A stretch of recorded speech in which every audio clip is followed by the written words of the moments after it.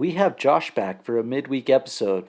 We took the time to talk about Josh's background and how he got into the hardcore scene. We talk about where he started to get involved in hardcore, including the start of his band Close Grip. Close Grip played a show last Friday in remembrance of the 10 years since an incident at one of their shows took the life of their vocalist Brad Hancock. Quick shout out to the people who made this show happen. Joz Presents, Fellowship Sober Hall, and then the bands who played, Forever War, Absolved, and Pushing Up Daisies. A huge shout out to the Salt Lake City scene. It's incredible to see where things have come over the last several years and grateful to be part of this. Let's open this pit up. Somebody hit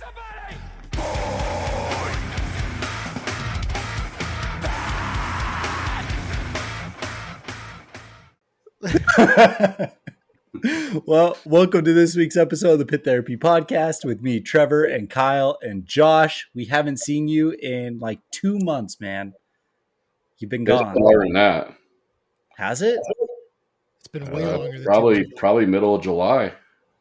Oh, it has, right? Because it was before you went out to Europe. That's right.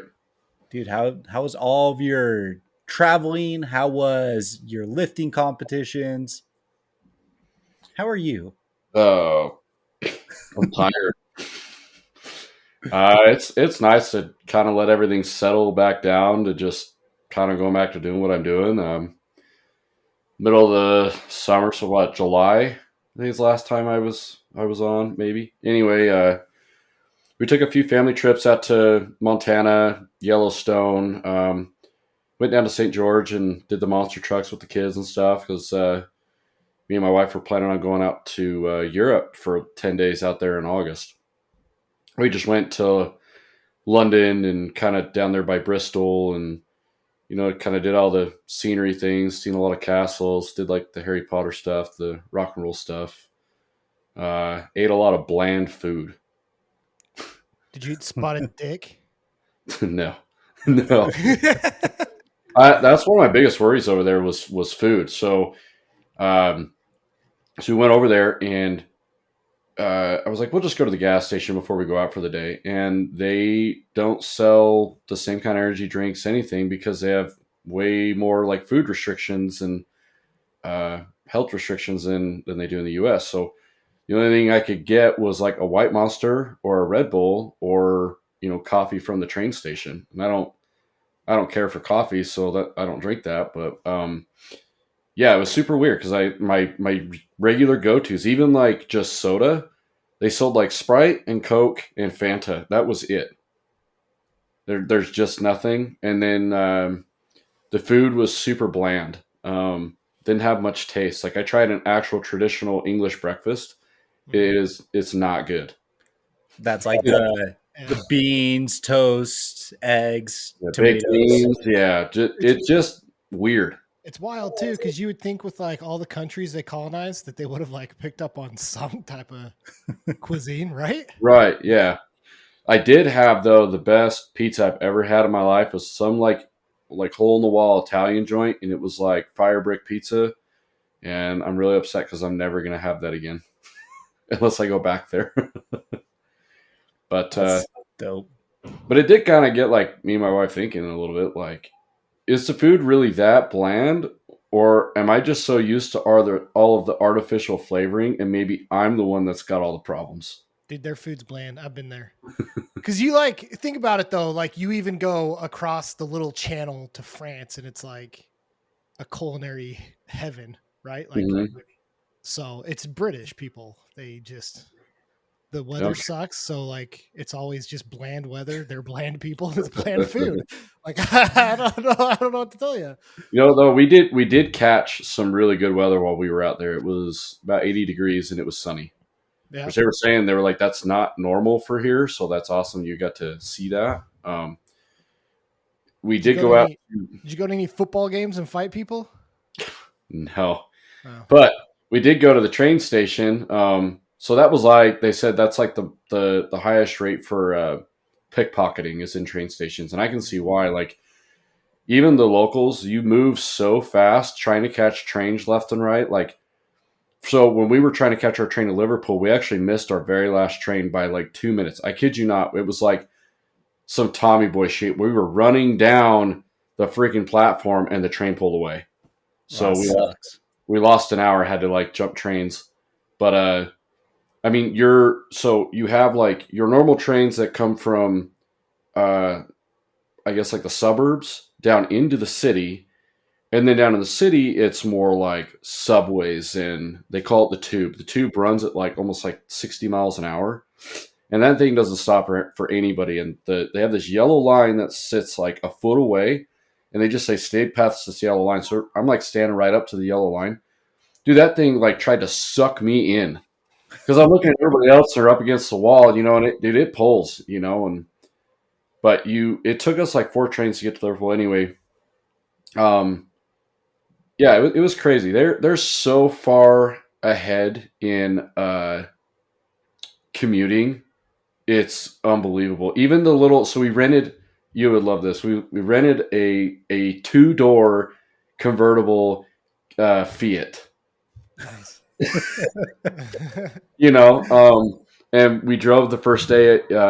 We went down to about 10 miles outside of Bristol and just like countryside stuff. But I think I put 20 pounds in that car the entire 10 days I was there. Nice. And I got like 70 miles to the gallon. It was wild. It's weird. Like they're just a lot farther ahead on a lot of stuff. So that was really kind of cool to see. The airplane right there and back sucked. I remember when we were coming back, we landed in Boston, and I felt the plane land on like one wheel and kind of just do this weird thing. Cheyenne's freaking out, and I'm laughing, and she's like, well, why are you laughing? I'm like, what else am I going to do? Like, I'm along for the ride. I'm either going to live or die. So, but no, it was really cool. The Harry Potter Cursed Child play was cool. That was like, I think like a 7-hour long play, but actually like it didn't feel like 7 hours though. So you had like your intermissions and you had like a good like 2-hour break in between. So we got to go eat food and stuff and come back, but it was definitely an all day thing. But yeah, I mean, if you ever get a chance to see that, I'd highly recommend it. It was awesome. But we're also Harry Potter fanatics, so maybe we're just biased. I mean, it sounds dope. Like I was telling Cheyenne when we were at the show that my entire family's from England. Like my grandparents came over after World War II and stuff. Mm-hmm. And my immediate family is the only one of my dad's siblings who hasn't been back. Like we still have cousins over there and all sorts of stuff. And so my mom and dad are going this summer or next summer. And that's the one that I have on the bucket list. So I'm jealous of you. Dude, it's cool. They're 7 hours ahead. So that was trippy.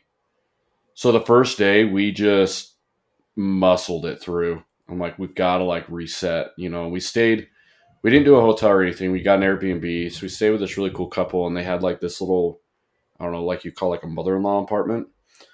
And it's weird. They had no like AC in there, but they had window shutters that like opened in the ceiling, opened up. And they had like a trail that was in the back. We stayed in a place called Wallington. They're really famous for, I guess, Wallington foxes.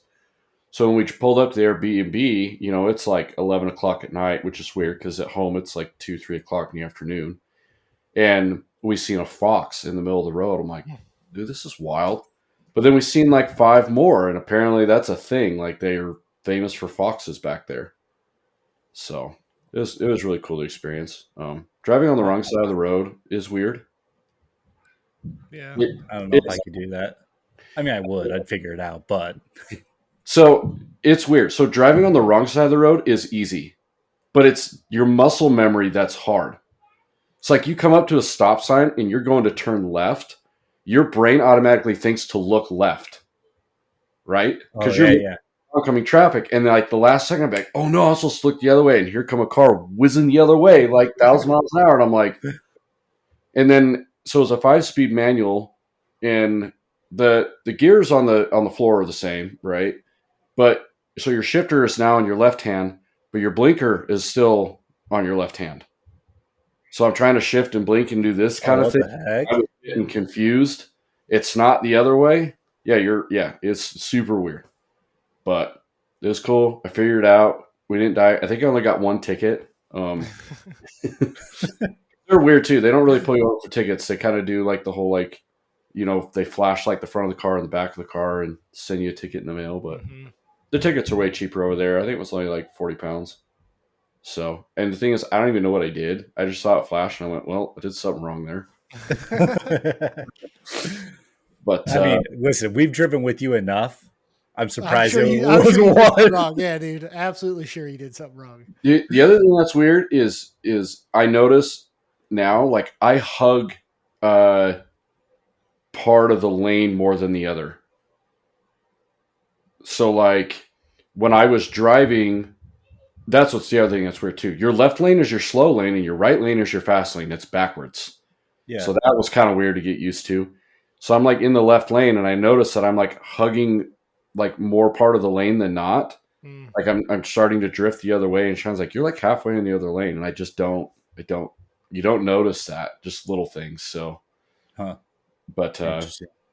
yeah. And then I got back, and I went down to, Vegas in October. It was like beginning of October. I had some friends that were competing, that I lived with, down there in Vegas. And that was really cool. I was only down there for like a day, but, my buddy ended up totaling 2,230 pounds, something like that. It's disgusting, dude. I think his body weight was like 218 pounds. No, 225 pounds. Took his first attempt at 1,000 and missed it just barely, on a squat. But he had a really good day. It was really cool. I got to meet. For me, it was really cool. He's the greatest powerlifter of all time. His name's Dave Hoff. The biggest total ever at 3,114 pounds, I believe, or 3,104 pounds. It's wild. So yeah, and it's insane because he looks way older than me, but we were talking to him and he's only like 36. He's only like 2 years older. So, but he's just mountain of a man. How much does your body age when you have 3,000 pounds that you're moving around in a day? Oh, Holy dude! cow! I mean, he looked like he was in his mid 40s for sure. But he, just this big burly dude, 308 pounds. So shorter than I am, but he was super nice. So like I got to meet him, take a picture with him and stuff. And actually what the coolest part for me was like I got to help him spot some of his squats in the warm-up room. So I think his last warm-up was like 1,100 pounds or something like that. Maybe it was just over 1,000. I think it was 1,050. And I kid you not, like I stepped in and was helping him back spot or whatever. And it literally just came down and just flew straight up like it was just nothing on his back. Insane. Yeah, I step away and I'm just laughing and I'm like, this is wild. Oh, gosh. But I didn't get to really walk around there though. I mean, like when I'm doing something like that, if I'm helping, I got in before everybody. I stayed in the warm-up room all day.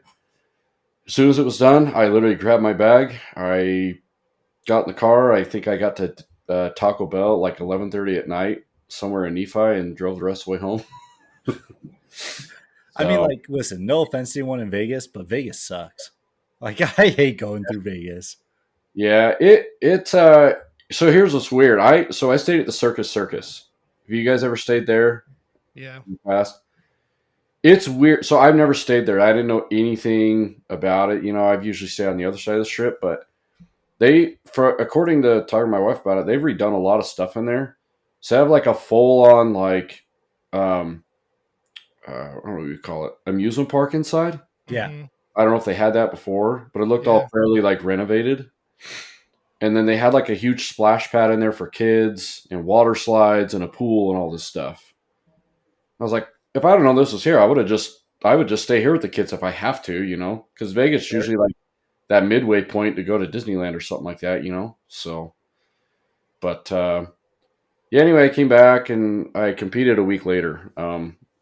It's the second comp I've had this year. I totaled 1,880 ish, right around there, pounds.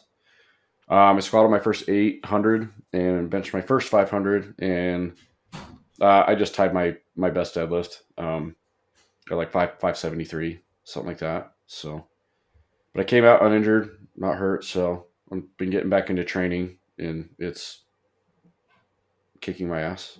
That's wild. Do you have anything coming up?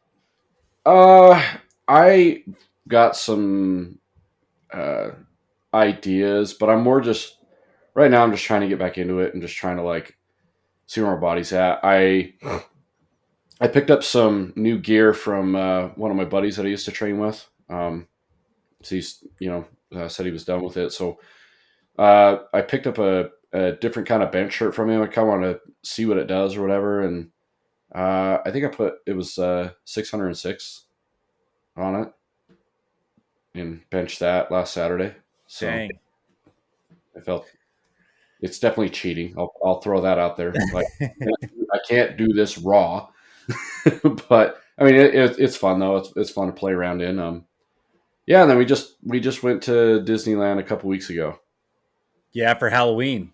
Yeah, so we left on October 30th. We were in Disneyland October 31st and November 1st. And I must say, I was expecting it to be a giant zoo and have it be absolutely packed. And our average wait time was 10 minutes per ride. Oh, nice. Sick. We rode like everything in Star Wars at least twice, like right after another, just kept going on the rides. We stayed and did the Phantasmic, what's it called? The Haunted Mansion. They do it right now they're doing it as a queue. Because they have so much construction going on, they don't want a huge line. And so you just get on the queue and just plug your time where you're coming back. So we rode that twice. It did Pirates of the Caribbean. I can't remember how many times we did that, but kids love Toontown. We just basically set them free and just kind of stayed at the entrance and just let them run amok, Nice. I don't know if you guys have been there since they redone that, but it's just a giant playground for kids now. So, Oh, no. yeah. I haven't been to Disney in like 4 years. It's been a minute. So It's just like everything else. It's expensive. Yeah. I think it was just under $1,000 for us to go for 2 days.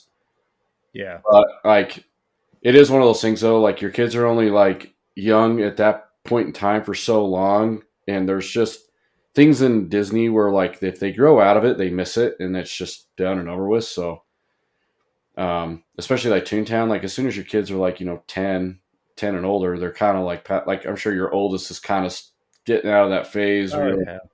well, I mean, we go to Lagoon and stuff. So you're like, yeah, tired of the kid rides. I want to go ride the roller coasters. Yep. Want to go to that this year. so, but yeah, and then we just did that.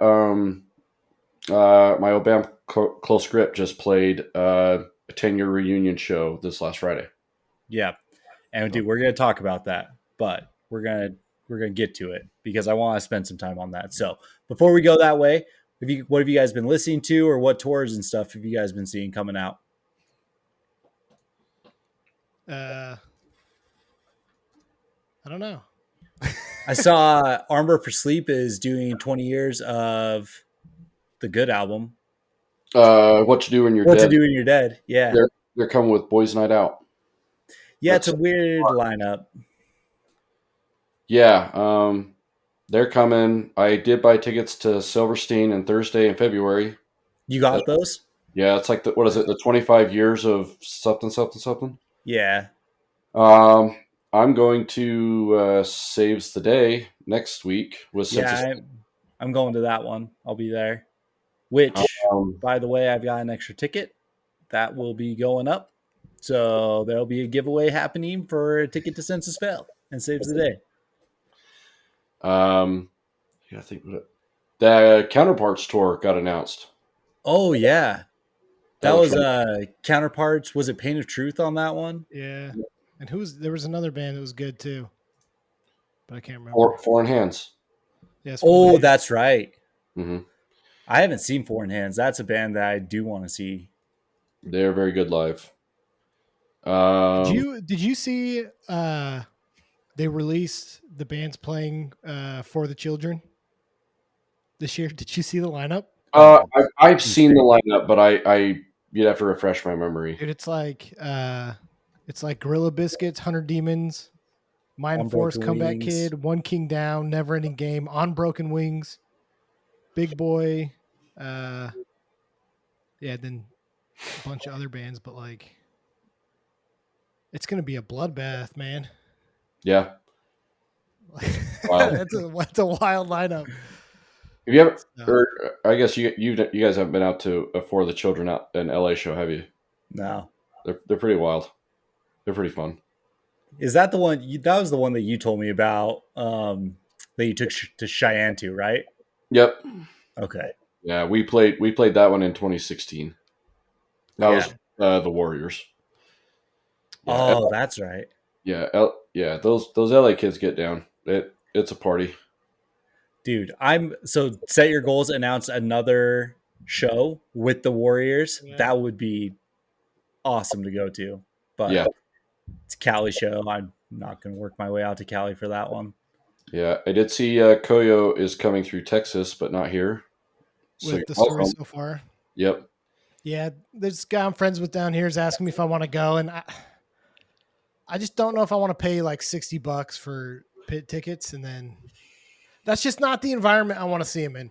So Yeah. I've seen both those bands in better places. So I was going to go to the Newfound Glory show that came through here. This is the Catalyst tour, and I looked up tickets. They wanted $90. I don't think I've ever spent $90 in my entire Newfound Glory career. I was like, no. yeah, That was like the direct through the site ticket price. Yeah. Well, I didn't even look. Yeah. I didn't care to go see Sincere Engineer. We just saw him 2 years ago on Sticks and Stones. So I was Mhm. like, whatever. But yeah, there's no way. did you see the My Chemical Romance tour? I know they're that- playing the Black Parade all the way through, Yeah. and I'm pretty sure they did like the variable pricing or whatever on it, and tickets were going for like $700.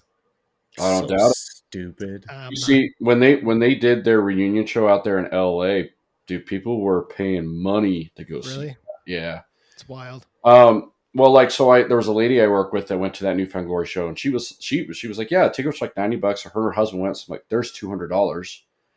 And then I guess when she got there, she bought food, and I guess I think it was at the depot. I think that's where it was at. I think it was at the Union again. Maybe it's the Union. Because I don't think it was 21 and older. So it's $60 for like an actual venue show, not even like a stadium show. Oh yeah. What makes me? I can't remember. She said she went to go eat and sit down, and they told her that she had to pay for a reserved table, and it was $100 per person. That's what makes me think it was the depot, because the depot does that. Oh, that's true. But then she was like, so she got her food and didn't reserve a table, and they wouldn't let her stand in the hall with her food. They wouldn't let her go out in the middle with her food, and like wouldn't let her go upstairs with her food. And it was just like, so what are you supposed to do? So then then they said they spent, a couple $100 in merch. So I'm like adding it all up. I'm like, that was a $500 show. Like, no way. Yeah. Yeah. I'm not doing it. No, that wasn't the show for it, for sure. Like, there's other times that you're going to be able to see Newfound Glory and stuff, and yeah, it's definitely not worth it. You're right, it was the depot. Again, that's weird, dude. Better Lovers is coming through. I saw that.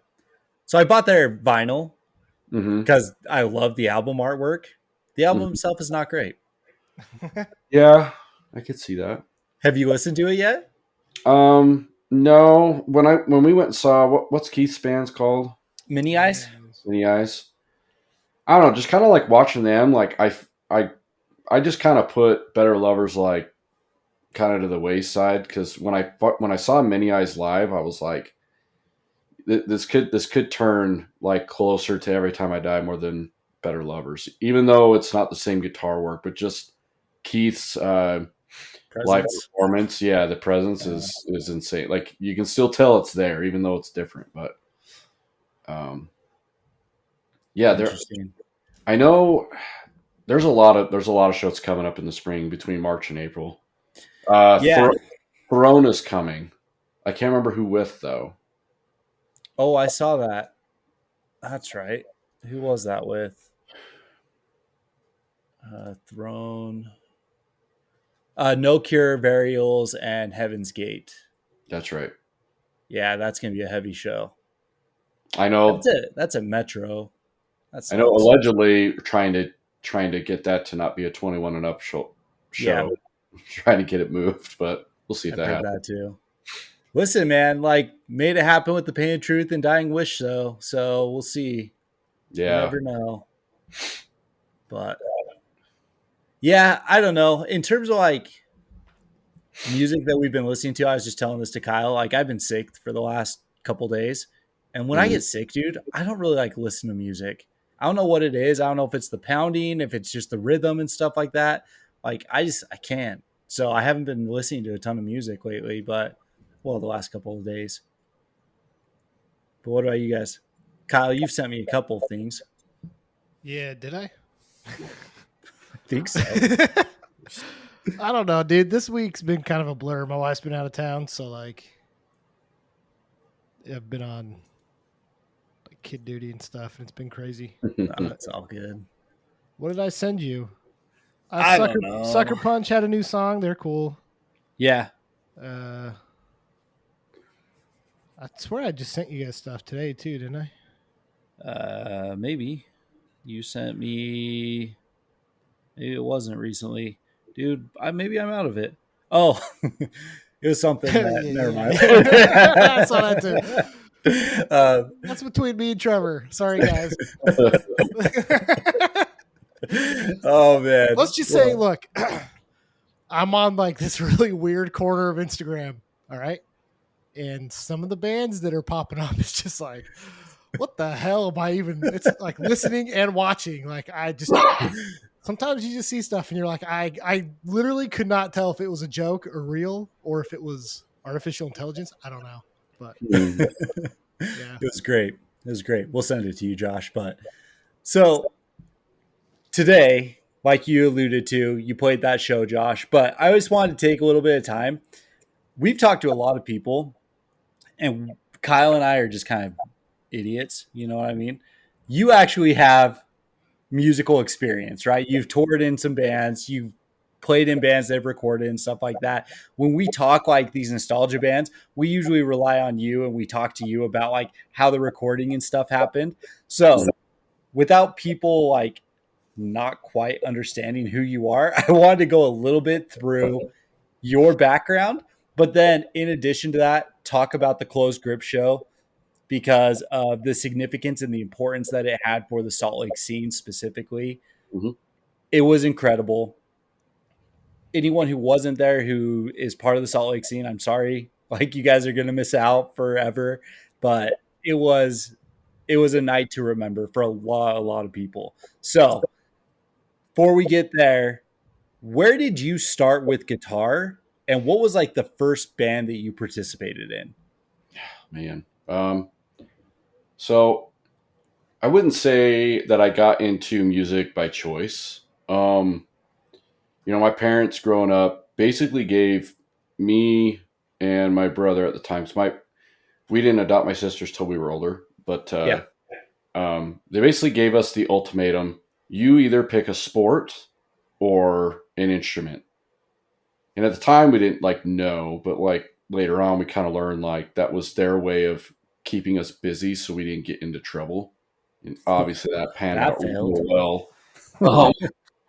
So my dad, played guitar and stuff like that. And like he had an old guitar in the house and he never really played, when I was young. So I was about 8 and I just was like, I just want to play guitar, and they signed me up for lessons. I learned from this guy named George Best. He lived at the top of Viewmont, like top of Viewmont where that light was or whatever. His house literally was just right there. Oh, sick. And I learned off of like old piano music or piano sheets. That's what I learned. So I learned like the theory and all that stuff for years.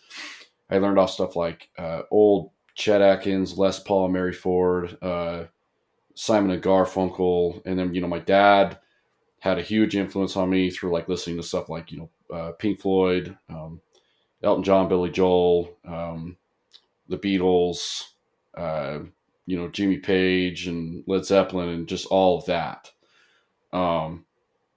And I remember he bought me like my first actual, it's a guitar I still play this day. He bought it for me. I think I was like 11. So this would have been like 2000, 2001.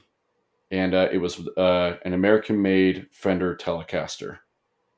And that's a guitar that I still have to this day. So I've had that guitar for, almost, I don't know, over 20 years, 20 something years, 25 years. That's your red one you still play? Yep. Oh, dang. Yep. So. Also, you could read music before you could read books? Yep. Still can't read a book. Actually, I'll have you know. I have been reading books, but they're like concept books. They're smut. No, not smut. Okay. Nope, can't do that. Have you ever actually opened a smut book on accident? Like, okay. How many smut books have you read, Josh? No, I'm just saying, I feel like everyone's wives go through this like midlife crisis phases, and like some go to plants and then some go to like books and these book reading clubs.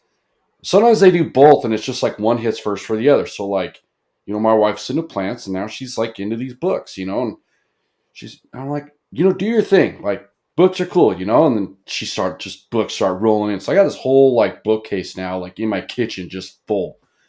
And like, I picked one out and I literally just opened it at random and started to read, and I immediately closed it. I was like, what are you reading? She's like, they're smut books. And I'm like, what does that mean? And she explained this whole thing to me, and I'm like, oh, so that's why you like reading books now. I get it. Yeah, do your thing. But that was my introduction to smut. Good to anyway, know. back on topic. Yeah, so I guess I started playing guitar when I was like 8, and then I think my first band, I guess you want to call it, I was in junior high, and we wanted to play, I don't know, just whatever, I guess, and we wanted to play for the talent show. That was like the thing in junior high, and we didn't make it in my 8th grade year, but in my 9th grade year, it was kind of one of those like revenge things, So we always like spewed with these kids that like really liked Metallica, and we really liked Thrice. But there was like this weird like diversity between the two. It was like you were either on Team Metallica or Team Thrice, and we can't be friends. And so like, that's the weirdest version of West Side Story. It's weird, right? So like you had your first lunch and second lunch, and somehow we always like ended up like in the same lunch together. So I was like, oh, we're gonna beat each other, And then the talent show came up, and so these like 5 kids get together, and they cover For Whom the Bell Tolls. And then me and a couple other kids got together, and we covered Thrice, To Wake and Avenge the Dead. And dude, so these kids show up, and they cover this song, and it sounds phenomenal. It is so good where I'm literally just like, we screwed up. Like Metallica's actually really good. They're really good now. And then we went to play, and dude, I had like amp problems. My stuff cut out. Like we just kept having problems all over the place. And, dude, I was a stress ball, and I'm like, this is it. Like I'm gonna get shown up, like, and I'm gonna have to eat a giant piece of humble pie. And yeah, we get. It was like the next day, and they post like the roster of bands, and everyone's like all hyped or whatever. And there were 4 bands that tried out, and so there was another band that was like, whatever, they don't need to be talked about. But we go over to the roster. My band made it, the other band made it, but the band that covered For Whom the Bell Tolls did not get put on because they were too loud. Right. Dude, it was literally just such a shock, and like I'm just in the foyer, like. I'm like, Thrice is still better, and then, of course we played, and I just went over there and cranked the hell out of my amp, like, right as we started, but yeah, and then, I mean, that just kind of bled into high school. A friend of ours passed away. I think you guys kind of knew him too, Jake Pratt. He passed away in 2005. That was right right as I was leaving junior high to go into high school. It was like May of 2005. And group of friends got together, and we did this thing called Jake Fest for, I don't know, 5 years, maybe 5-6 years, probably till like 2010, 2011. Kind of like, I would say, like, kind of just started growing up, moving on with their life, doing other things. And yeah, man, I couldn't tell you how many bands I played in high school. And then when I finally was able to like get a car and like kind of drive a little bit farther and stuff, it was like, I think my senior year when I finally kind of linked up with, more friends from Ogden, because there was that kid that we were hanging out with at the time, Kevin. And that's kind of how I met a lot of those guys from Ogden, because his dad lived in Ogden. And yeah, I remember I played drums for a band called Your Embrace. I don't know if you remember them from back in the day. They played a lot of shows with like OCL, and they came in swarms. And then bands that kind of produced out of that was like, Right on Track. There was a band called Reach that was really good. And then, kind of evolving from those kinds of things was like Throwing Bricks. So Throwing Bricks was technically at first was just a fake band for our friends that didn't have money to get into shows. And so we tell them, Throwing Bricks is going to open. And we just put it like, oh yeah, there's 10 members. Walking in through the back. But then, I met Brad in 2007, I believe. I think that's when they were still doing shows up in Logan. We'd have to drive all the way up there. And anyway, in like 2011-ish is kind of, I think, when they actually, hey, let's actually use Throwing Bricks as a real band. And I remember they played, I think their first show they played was with The Carrier down there in Ogden Mojo. So you guys ever listen to The Carrier? Yeah. The Carrier. Yeah, they're a super, super good band. And then they kind of faded out. But yeah, that's kind of the start of like bands like Hellwalker, and which turned into No Empire, which turned into Liar's Tongue, which, then we formed, Close Grip. Our first show was like, I think it was the short set that was split with a band with No Empire. No Empire. I think it was No Empire. Yeah, No Empire, and then Takeover was after No Empire. But basically, like all those kids down there, we all just kind of shared members and just kind of kept jumping around, and it's wild. Like if we put it, do you guys remember a band called Steadfast? Yeah. So Steadfast was a band from Brigham City. My buddy River Grover, super cool dude. He was the singer for that band, and they popped up out of nowhere. But I played guitar for them for a little bit. Yeah, just, man, I could go on and on about bands I played in. That's honestly just like the hardcore side. I had like my little, I don't know what you call it. I would call it rock and roll, maybe rock. It's like emo rock. I don't know, like best way to call it. There were some kids that I went to high school with that were a year older than I was. Kid named Kurt and Matt and Tyler. And I didn't know Tyler at all in high school. I'd met him out of high school. But they had a project called Automary, and I went and played with them. It was like my senior year of high school, or I was going to 3 to 6, I think. And I played with them, and then, it got hard to get a job. That was in 2008 when the job market crashed, and like none of us could like afford to live and all this stuff. So I think for like a year, I think me and Kurt spent like every day movie hopping at the Megaplex out there at the Gateway Mall. Like we would buy one ticket and we would just hop movies all day because we didn't have jobs. We couldn't go do anything. We had no money. And then what projected from that was that last project I did with him called The Word Safety, which I think is up on Apple Music and Spotify. I think he put it on there. It was basically I think it was a 6, but I think it got turned into a 5-song EP that we went down to California and recorded with the drummer from Lorraine Drive.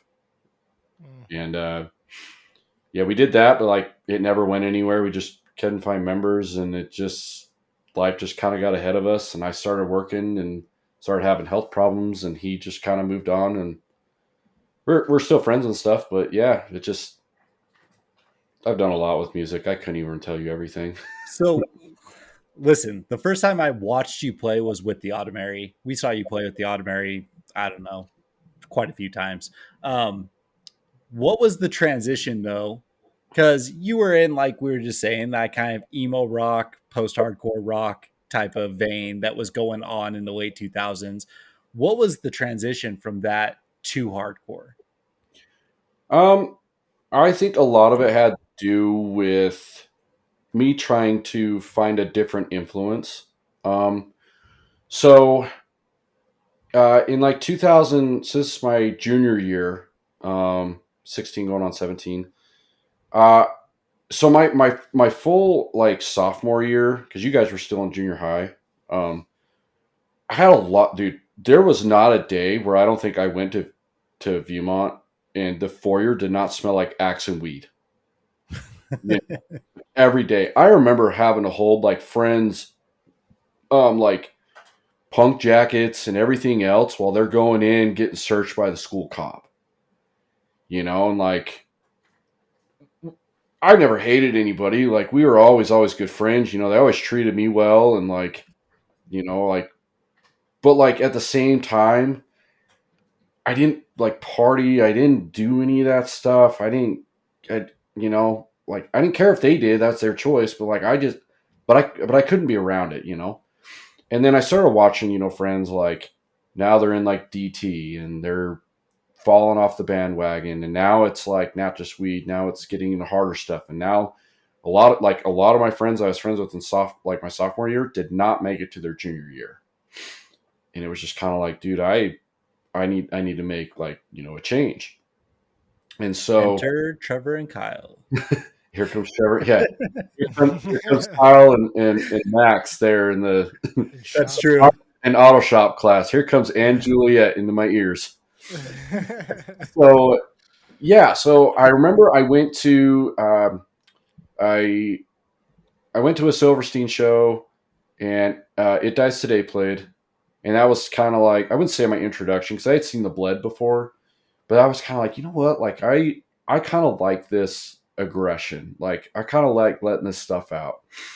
And yeah, when I got into my junior year and I started hanging out with, that kid Kevin a lot more, he's like, hey, you should come down to Ogden and like meet some of these kids because they're like way into that.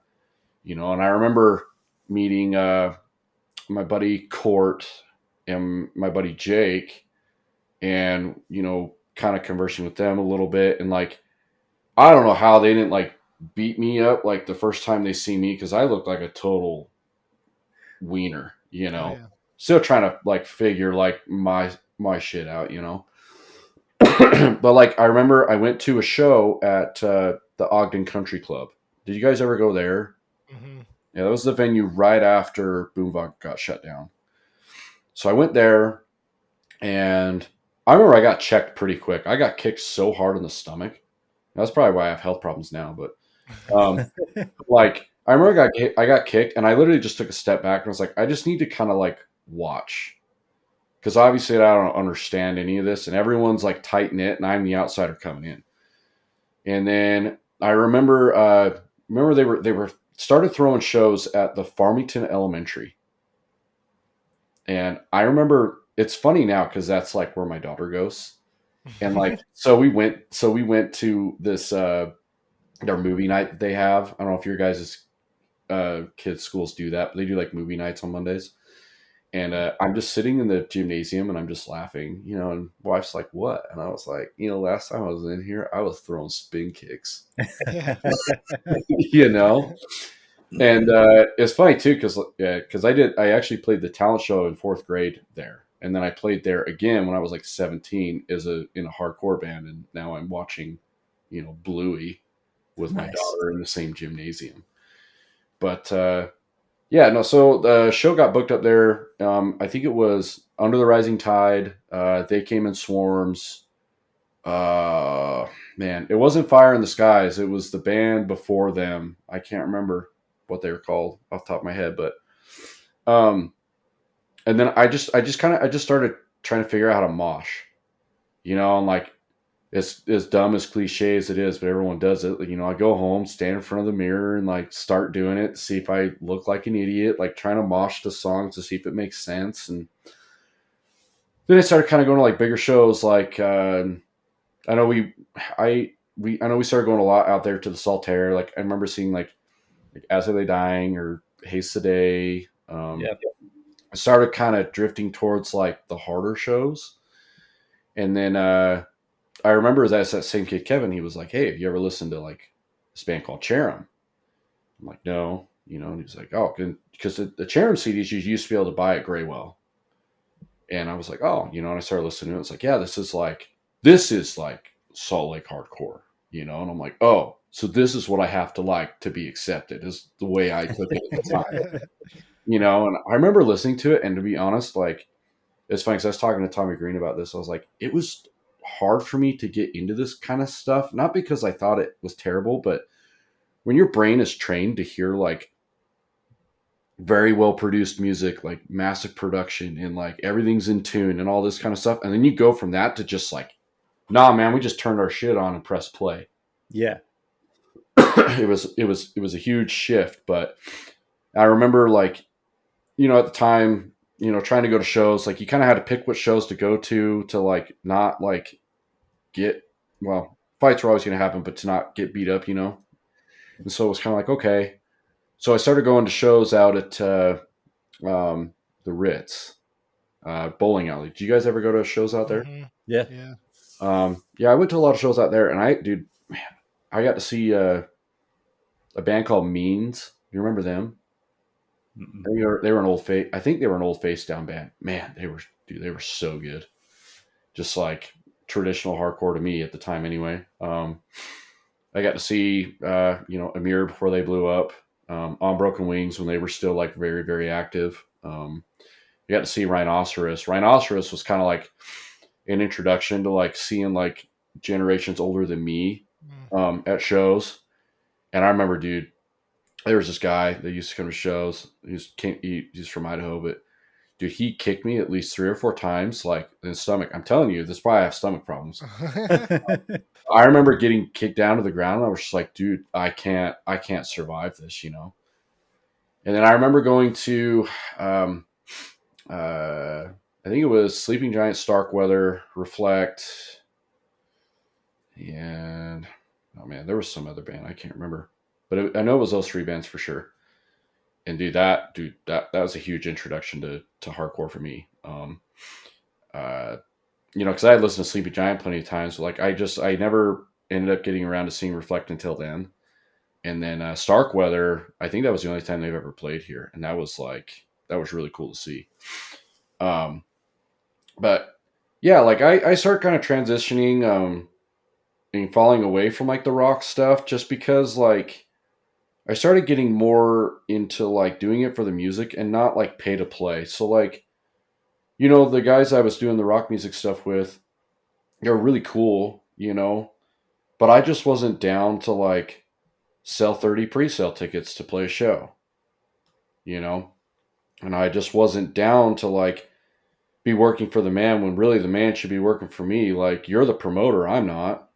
If I'm going to promote my own show, then I'm just going to throw it, you know, like, and what I had seen time and time again is like, you know, a booking agency in specific take advantage of that, and then the band show up and then they not let them play, take the money and kick them out. You know, and they controlled a lot of big venues at the time and controlled a lot of the shows at the time, which, you know, it's a huge bummer. But I just started getting more into the DIY stuff, and yeah, I think a lot of it, I just need a different influence. I still like the rock stuff though. I mean, you know, I love, you know, Thursday Thrice, you know, Under Oath, The Bled, Armor for Sleep, AFI, like both old and new. But I will say that, like, it was funny. My wife said this the other day. I can't remember what band she was talking about, but she goes, you know, that was a band I had to see live. And I was laughing, and I was like, you know, half these bands, like I could put on Thursday and not remember a Thursday show at all. Because because I just like listening to them. But half these hardcore bands I listen to, I'm like remembering the first time I saw them. Yeah. And how cool it was. And I think I just attached to that more than the rock shows. Plus, I don't mind big shows, but man, I just really hate people. You know, my anxiety skyrockets, and you mix those two together, it's just not a good time. So, but Oh man. So you start this transition, you start hanging out with the Ogden kids, and this is probably 2007, 2008, right? Where you start to really get to know them. Does that absolutely, sound about right? yeah. Okay. So that's where we start to meet them as well. And, you know, we were never like, we went to the shows and stuff like that, but we didn't go and hang out with you guys. Right. Mhm. So we knew each other just at shows essentially. Right. I remember being young, and you know how everyone has that person in the scene that they are like, they're the hardest mosher. Don't mess with them. Don't like avoid them when they come through. For Mhm. me, that was Brad. Brad was the guy where if he was going in and I was on the edge of the pit, I took a step back to let other people get hit. Mhm. Like that, he was always like, I said this to your wife when we were at the show too. He was the kind of guy who, if he knew your name and he liked you,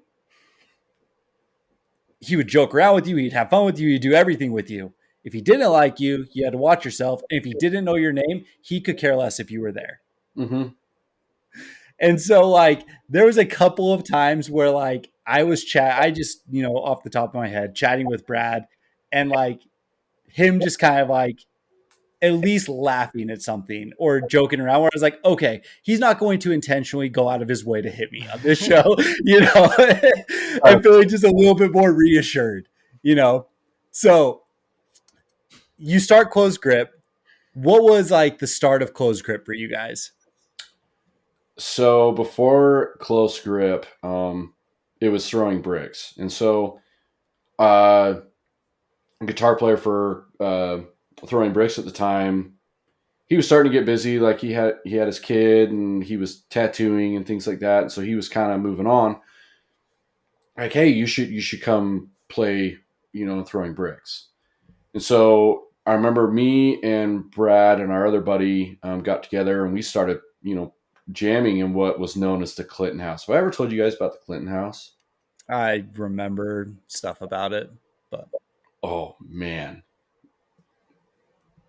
I'll have to come back to that. But anyway, we started jamming in the Clinton House is what we called it, and it never really went anywhere because like I didn't know any of the guitar parts, you know, how to play them, all this stuff, you know, and the guitar player that was playing before them was really good, you know, and I remember I remember trying to hit him up like, hey, like, would you be willing to teach me on the guitar parts? And he didn't seem like he was really that down, so I was, you know, kind of talked Brad. I'm like, hey, why don't we just do something different, you know? And it just kind of fell to the wayside. And then I remember he like called me. He goes, hey, I found a drummer. And I'm like, oh, you did you? He goes, yeah. We're going to Mike Collins' house. And I'm like, who the hell is Mike Collins? You know? And he's like, oh, dude, he's cool. Trust me. And I'm like, all right, you know? And so we always called him, there was people that would say they would need to go to Salt Lake. And then there was like Brad saying he needed to go to Salt Lake. Salt Lake to Brad was anywhere from like North Salt Lake to Bluffdale. There was no in between. It was just like, oh, we're just going to go to Salt Lake. So we get driving, and I'm like, dude, where are we going? We're on like Bacchus Highway through Magna, and we're like going all the way out into West Jordan, out into like some new development houses. And I'm like, dude, we're out in Tooele, like, what are we doing? You know? And he's like, oh, this is where Mike lives. And I'm like, this is not Salt Lake, Brad. So anyway, we pull up, and it's just little Mike, you know? And I'm like, man, you know, I think he was like 15 at the time. He was just a young kid. Maybe he may have been just barely 16. I think he was getting his license.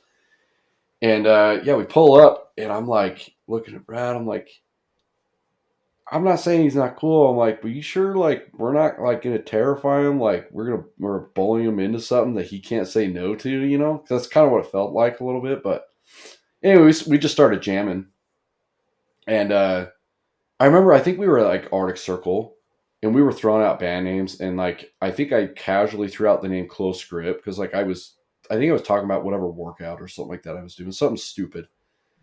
And he was like, yeah, we could do that. And we just kind of, rolled with it. It was just this little project. I think we had jammed twice. And we just had the 2 songs kind of figured out. And then Brad called me like a week later, and he's like, hey, we're playing a show tonight. What? And he goes, yeah, get your guitar. I've already got an amp figured out for you. Mojo's. I'm like, what did Mike say? And he goes, oh, he doesn't have a choice. I'm going to get him right now. And I'm like, oh, no. So I remember we meet up, and there's an old video that's floating around on Facebook somewhere. I think it's I can't remember who has it, but me and Mike are literally doing a verbal band practice in the back part of Mojo's, because Mike's like white as a ghost. Like, I don't know. Like, I can't remember any of this stuff. Yada yada yada. And come to find out, we showed up, and Brad had weaseled our way into splitting a set with No Empire. We had no idea. And so they're like, yeah, where's your gear? And I'm like, Brett, I thought we were just using your amp. And they were like, I mean, you can. And I'm like, oh, no. I'm like, can we use your drum set too? Just the whole thing. He's like, it's fine. Figure it out, And so we end up playing. And that was honestly one of the coolest like shows I had played for reaction purposes and stuff. I think people were really pumped on it. The whole premises of like that band when we were talking like in Mike's basement before we played was like, we want to write, well, mainly him wanted to write songs for like the older generation to be into. Cause like we always called it living in the glory days. We go watch old YouTube videos of old shows going on, but like, at the time, like we really had this like nostalgia feel. We really liked the feeling like the band Tamerlane would make you feel like when you saw them play, or just the reactions you would get out of people when like Aftermath of a Trainwreck would play. Just things like that where like we really wanted to try and recreate that. So that's kind of how Close Grip got started. And then it's funny though, like the presence that like Brad had. I remember there was a show in Ogden. I guess we can talk about this now because, statute of limitations. But there was a show in Ogden, and I remember I got in a fight with this kid. I don't remember who it was, what it was over. I remember I got in a fight. And I remember I walked outside, and like I was headed down the alleyway, and there was a cop car, and I'm like, shit. It's like I'm walking back down Washington or wherever. And I remember like I was talking to Brad, and I'm like, there's a cop down here, and that kid, he is on the phone with cops. Like, and I remember like Brad just casually walked over to him and says something to the effect of like, you put that phone down and you won't leave this venue.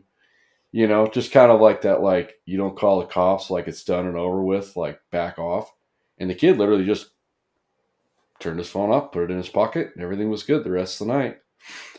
But, I mean, we went and played Arizona with Close Grip, and we got pulled to the side by the venue owner, I think, or whoever was running the show. He literally was like, anybody from Salt Lake, meet me in this corner.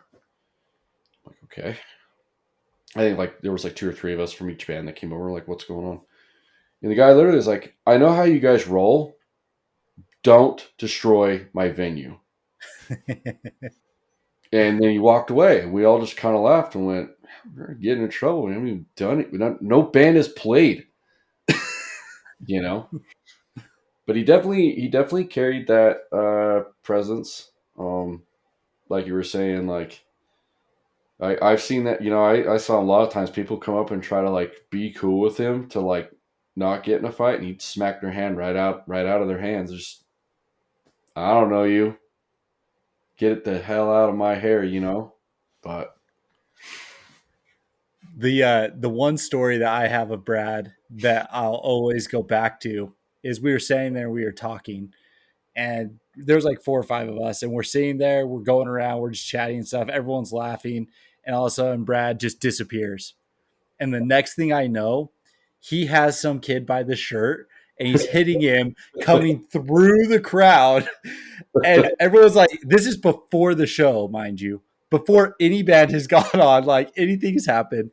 He's hitting some kid. They get separated. And he looks at him, he goes, so we're done and we're good for the show? And the kid's like, I guess so. He's like, we're done, man. Like, that was just like, and again, it was one of those times. It was 4 years strong. Yeah. Yep. Yeah. I was there. Yep. Yeah. It's funny, like, at the time, like, and I mean, this is when you guys start coming to shows too, like, I've talked to a few, younger kids about, where I'm like, when I was introduced to going to shows, it was like, you went to a show, like, before you even went to show, you had to pick a side. And whatever the side was, you just stuck to that. And that was what you were glued to until basically the beef was over, Yeah. I guess not everyone had to pick a side. That's like the vibe you got, though.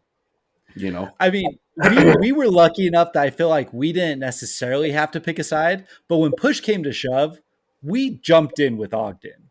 You know what I mean? And so, like, there was maybe 1 or 2 times where, like, that had to happen. Other than that, we just kind of did our thing, So we kind of were lucky that way. Yeah.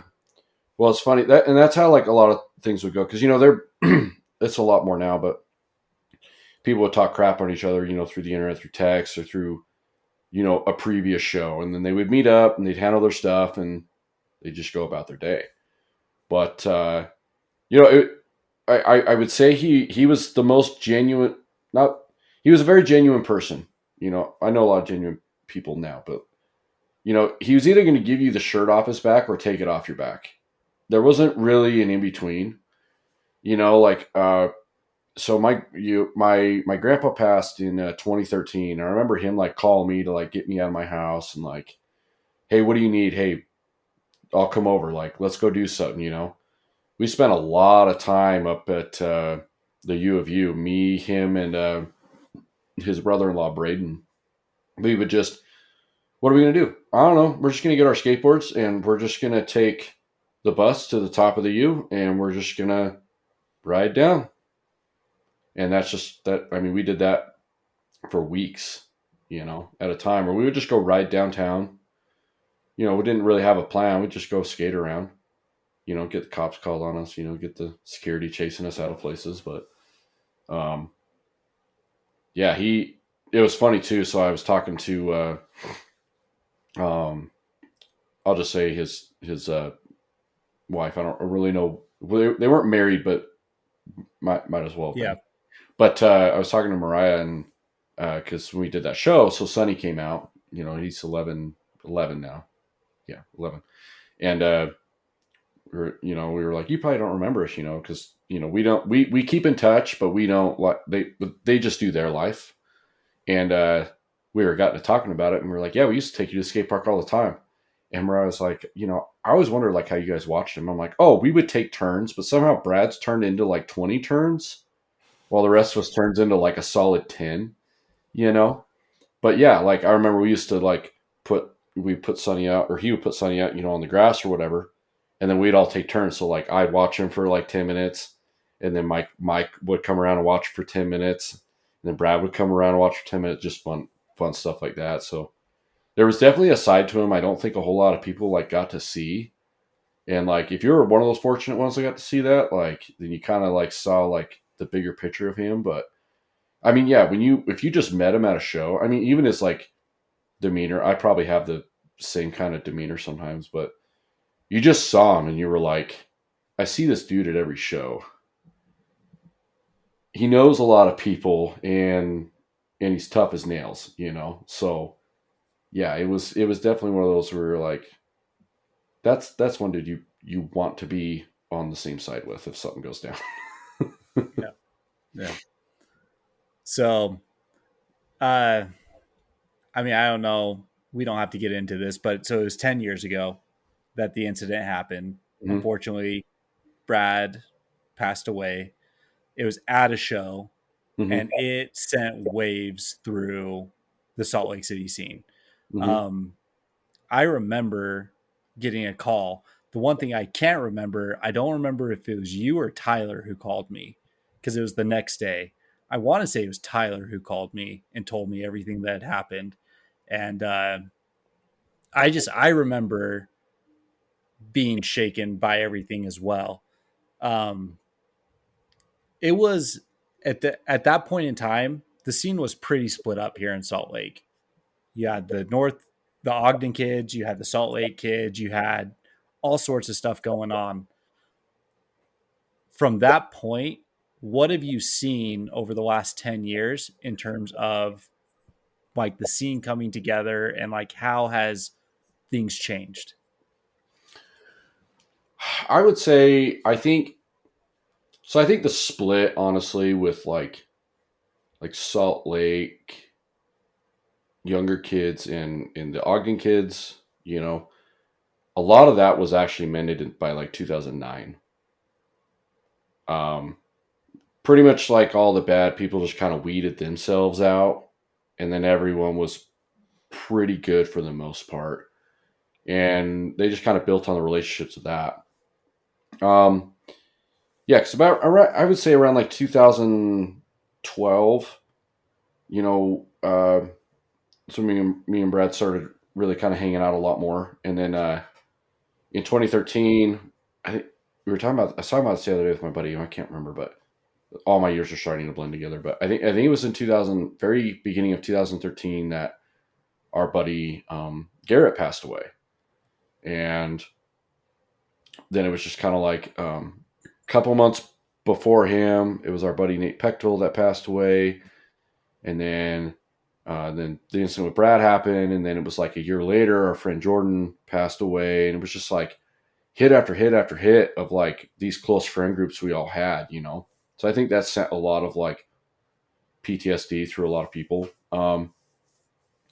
But as far as like, yeah, the scenes, at that point were kind of mended, and around like 2014, so like the things that the older guys were doing, like Grudge City activities, and a lot of those bands, they were kind of like done because they were, my understanding, a lot of them were starting to do the family thing, like, and kind of like having young kids and stuff, and can't really do the bands and the scene stuff like that as often. And so that was kind of like us kind of starting to step in, to kind of not necessarily take the torch, but like, here's the next generation. And I remember it like, I remember bits and pieces of the night, but like, I remember there was a lot of people that showed up to that show. We had a lot of young kids starting to come in, like 15-year-old kids that were like on the upcoming of coming in, and then, the incident happened, and it honestly, and I mean, rightfully so, it terrified a lot of young kids. Rum with the Hunted came and played, I think a week later at the Provo Bicycle Club or something like that. I didn't end up going to that show. And then we did the benefit show in Ogden, which had a really good turnout, and we did the benefit show in Salt Lake, which had a massive turnout. At that point, that was like the biggest local show I'd ever been to for hardcore. But it was kind of like after those two, like the shows like just died off. Forever, it was probably like 10 kids at a show for years. And honestly, like whoever stuck through that era, like the rebuilding of 10 years and showing up to shows when like there was just 10 people, like to me, those are like the real hardcore kids sticking it through. Because it's really easy to come to shows when like things are going good and like things are like on the upswing and it's this big happy family thing, but like you also got to look at like who's there when like shit's in the hole, or like shit's going down. So there was a lot of years. It was like, 10 kids at a show, like I said. We went through like a pretty wild, stagnant handful of promoters. Even like big promoters, that one, the collective was like done. Rick had dipped out.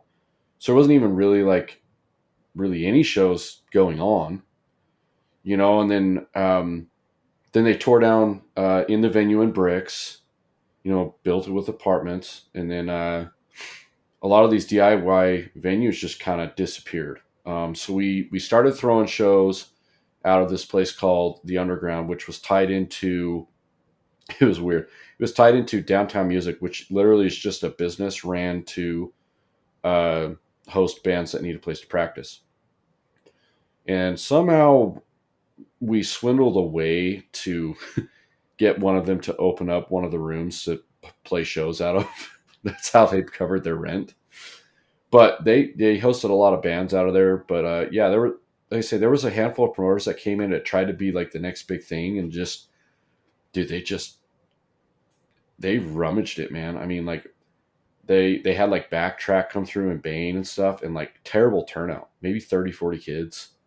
Just wasn't getting any traction. A lot of the bands at that time like were not like great. They weren't bad, but they weren't great. But then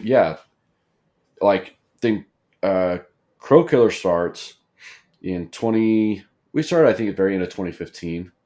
Our first show we played with Jesus Piece, I believe. Oh, nice. It was in the basement of a buddy's house.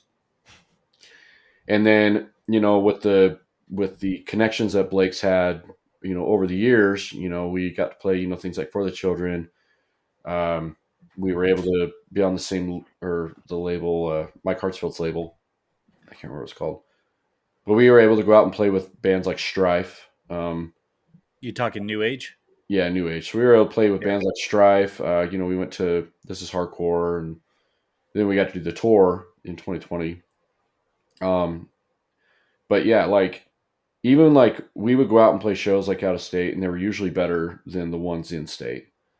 And then it was weird. Like, and I was talking to my buddy Lumpy about this. He's the guy that owns Days. Yeah. Plays bass for Balmora. But we were kind of talking about this, like in 2020, like even when we did the tour, like we didn't have very big shows, and then, COVID shut the world down, and it was almost like, I think I remember seeing the pictures. It was in 2021, Drain is like the band at the time, and they show up and play Kilby Court. And I remember looking at the pictures and seeing the videos and seeing an entire room full of people at a hardcore show in Salt Lake, and I didn't recognize one person. And I was like scratching my head going, where did all of you come from? And then we did, oh man, what's that Bay Area band? Tsunami. Yeah. So some friends booked Tsunami at Kilby. Same deal. It sells out in like 3 hours. I'm like, what is going on? This is weird. And so we show up, we played, and again, full, like we recognize some people, but it's full of people, again, of people we don't know.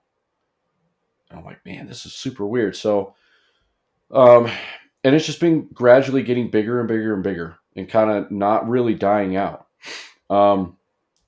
So one of the last big shows that happened was that Dying Wish tour with Balmora and Pain of Truth. Pain of Truth. Was it just those three, or was there another band? And Out of Pocket. Out of Pocket, that's right. So they come through, and I'm telling you, this is last minute. It's like day before the real lineup gets announced, and it's like, see you at the door. That line went out in the parking lot, wrapped around all the cars, went out on the street, out like across the street, It was so packed, they were turning people away. I've never seen that. Like, I don't know what the number was. I heard somebody say like 100. I don't know if it was quite 100, but it was a lot. They got turned away? got turned away because the show was sold out. Holy cow. They couldn't fit any more people in. And like, yeah, I mean, you were at that show. I mean, I Oh, remember yeah. I walked in through the back, and I remember I walked in through the back and I was like, whoa, this is like packed. And but even like on a packed show, you kind of get a little like, well, let's see how it goes. No, man, every band that played, people just went off, which was cool because that doesn't happen either. And so then, so anyway, yeah, this last show, so this marks the 10 years, is same deal. They were turning people away at the door because it was packed. It was like too full. And this is, I call it an all local show. I know they had the 2 touring bands on, so it was Witness Chamber and End of Days. And I think they were crossing through and needed a place to play, so we just put them on the show, and they were both really good. But kind of putting that out there to say, like, people didn't really come to the show to see the touring bands. They were there because of what the show meant, and like with Pushing Up Daisies and Close Grip and Forever War, he was just and Absolved, and it was just like a whole thing. But same thing, everybody went off for every single band. Forever War did an awesome cover of a band called Lifeless, which is an old Salt Lake City band from the 90s. And then, so when we got together and practiced, I was like, hey, how funny would it be to cover Bad Luck 13? So we covered the song 13 from Bad Luck 13. The reason we covered it is that was like a go-to song for a lot of our friends that couldn't play any instruments. We would just play that song. It's like, well, if you guys are being a band, be a band, like you got to play something. So I think, I don't know how many times I heard that song covered and how much stuff got destroyed in the process. But like, yeah, it was just kind of like a nostalgia thing for us, to play that. So we thought it was just really fun because that's all it ever was for us, just fun. But it's cool looking back on all the pictures from that show. How many people are just smiling from like older generation to the youngest. I kind of reiterate back to what I said in that. So right before I play, like I'm not good with speeches. I'm not good with talking in front of people at all. When I'm put on the spotlight like that. But like, I just kind of put it out there. I'm like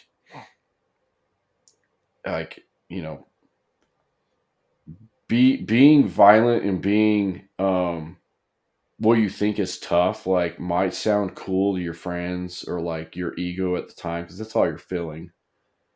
But like when reality hits and like you've got to sit down on a couch and like tell your best friend's mom like what happened, or like then you're gonna have to answer questions to their son when they're in their 20 later, like, well, what happened? Like reality hits and like, no, that's real. And I'm like, if you're not, like, those are like legitimate consequences, and it's just like no one needs to. It doesn't ever need to get like that, But but I mean, for how it is now compared to like 10 years ago, it's insanely different. Like I said at the show, like this is something like all of us wanted. I mean, I bet you guys would agree in the same sense. Like I'm sure, Kyle, you're watching this stuff from Texas going, where the hell was this when I was 17? 100%. No fights, just aggression, people crawling on top of each other. Like, where was this, And it's like, I feel like we talk about all the time with like a couple of friends, but like, it's like we were all fighting towards something. We finally got here. And it's like, we're here. Like, just keep it here. Just keep doing this and keep doing what you're doing.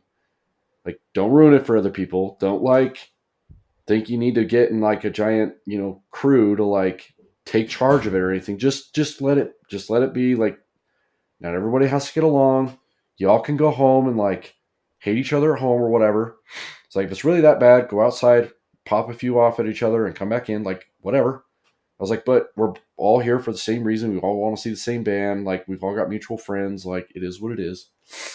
But no, I think from 10 years ago to now, even like, we even date it back 20 years ago.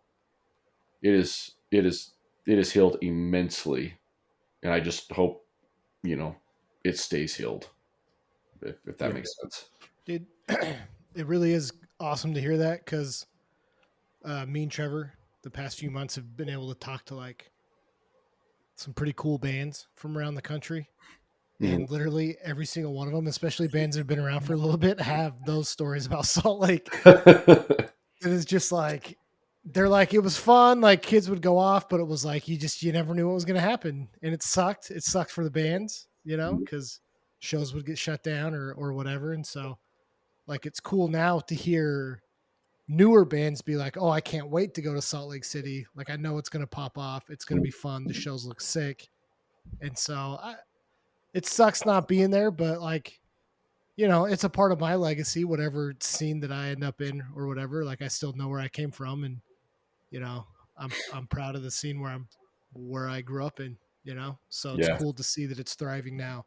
And I would like to think that even though I didn't do a lot, like I was still a part of it, right? Like, you know, we all were, and you guys still are a part of it there. So it's fun. It's fun to see how it can grow and mature, you know? Yeah. So. No, for sure. Well, it's funny too, you know, like I talked to a lot of people that still go to shows or like, you know, went to shows like years ago, and we just kind of talk, you know, and it's like, it's so easy to get wrapped up in gang-like stuff in something like this, you know, because like you see somebody hit your friend, then you feel like you got to hit them. We've all done this. And then it turns into like the three of us, you know, pelting on some dude, you know? And so like, it's, I think every scene's different. How everyone wants to approach it in their own scene, you know, it's different. But like, dude, man, it was so weird. I had this like really young kid ask me, and like I say, I'm not good with really talking to people. So like, you know, I really have to, because like I've said it before, I really hate people. So like, I'm really trying to like just be nice, but like still hate people at the same time. So it's this weird fine line that I walk on. But like, I'm talking to this kid. He came up to me and he goes, "This is my first hardcore show. What do I do?" And like, it took like everything in me to just say run, you know? But I'm like, you know, like an outsider looking in, it looks like the most violent thing. And like, why is everyone trying to fight each other? But like, really, once you get to know each other, it's just like, you just kind of being aggressive with your friends and like tell them not to be a pussy, you know? Like, you know, I don't know. And it's weird like this. So like, I was talking about this with somebody that I work with, and we just disagree on it. But so say like you go to a big show and like you fall down. There's like some weird like falsified brotherhood of like, you need to pick up your brothers in the pit, you know? And it's just like this weird thing. Cause like you go to an actual DIY hardcore show, it's not necessarily how it goes down. It's like, if you think you're going to be Salt Lake City hardcore and you fall down, you better get back up. And if you don't, like, then leave, you know? And it's not like, I don't know. I guess that sounds like super rude, but it's also kind of like, well, this is for anybody, but it's not for everybody. And like, you find that out, I feel like, that quick. You know, and if it's not for you, like, yeah, you know, go watch Taylor Swift or Katy Perry or something. I don't know. Dude, I mean, I know we're like going really long, but it's kind of funny that you're bringing that stuff up, because like Trevor had a couple posts on social media like do really well. I don't know if you saw it, the one where the guys are like synchronized dancing. Yeah. It's like blown up a little bit. It's kind of cool, but like I was texting Trevor today, just like, I can't take all these people commenting, whining about like the hardcore dancing and stuff. And there was a post on Reddit today, same thing. Some dude showed, and you could tell it was probably like a crew show. Guys are like straight up just like fighting each other. Yeah. But like no one's doing it. Like it looks fun, honestly. Like, you know how those shows are. And everyone on the comments were like, this is the dumbest thing ever. Like, screw these guys. Like, they wouldn't try that here or what, you know, all this stuff. So like, finally I just got fed up and I was like, look, I'm going to soapbox for a little bit. But it's like, this has been around for a long time. Like, you're never going to change it. Like, this is just moshing. Crowd killing is a stupid term that people that are scared of, like, are saying now. But like, it's just moshing. Different scenes have different rules. The biggest thing that's lost on like newer generations is the ability to do what you're saying of like, man, sit back and just watch for a second. You're not going to walk in because you saw tsunami on TikTok and think you're going to own the place, right? You're going to get put on your back pretty quick. Yeah. So it's like, just calm down a little bit, sit back and watch, learn, see where you're at in the pecking order. And then when you decide to go in, like, you better be tough to handle it. But it's like, it's not going to change. It's been like this for 40 years, you know?